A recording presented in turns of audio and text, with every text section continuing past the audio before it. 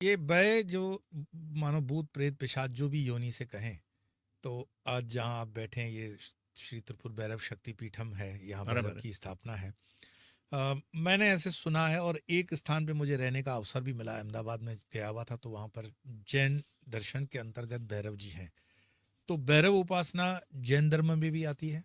हाँ जी, भैरव जी को भी एक देव का रूप माना गया है, हम्म, लेकिन वो सौम्य देव के रूप में उसको माना गया है। ठीक है। ऐसे देव में भी रौद्र स्वरूप के भी होते हैं और सौम्य स्वरूप के भी होते हैं। हम्म, तो भैरव जी रक्षा करने वाले देव हम्म, के रूप में जैन दर्शन में भी स्वीकारा गया है। इतना ही नहीं, लेकिन हमारे वहाँ कुछ प्राचीन जो बहुमान्य आचार्य हुए हैं, बड़े बड़े जैन धर्म के नेता, हम्म, मुनि आचार्य, प्रभावशाली हम्म, और अच्छे मंत्र साधक थे, जैसे जिनदत्त सूरी जी महाराज का नाम थे।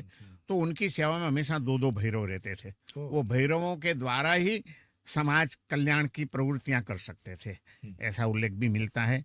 और हमारे कई मंदिरों में उनकी स्थापना भी होती है। जी, और जहाँ जिनदत्त सूरी जी की चरण पादुका होती है, उसके आसपास में दो भैरव की स्थापना की जाती है। वाह, जैसे आज दिल्ली में भी मेहरौली में हम्म, हमारी एक दादावाड़ी करके जगह है, वहाँ ये जिनदत्त सूरी जी का समाधि मंदिर है हम्म, और वहाँ ये भैरव जी की स्थापना हुई है। हम्म, वैसे ही बटुक भैरव की स्थापना भी हमारे कुछ जैन मुनियों ने मंदिरों में की हुई है।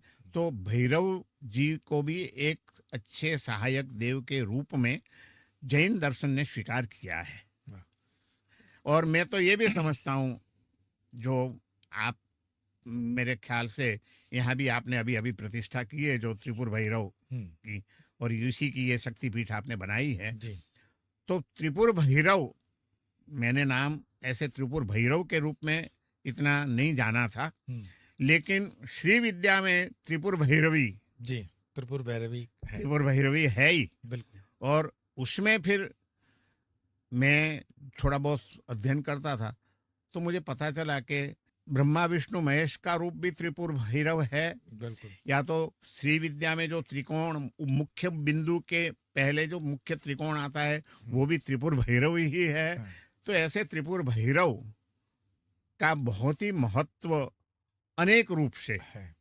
है। तो आपकी तो उसकी साधना है और आप अधिकृत विद्वान भी हैं उसके, आपने यहाँ प्रतिष्ठा भी की है उनकी।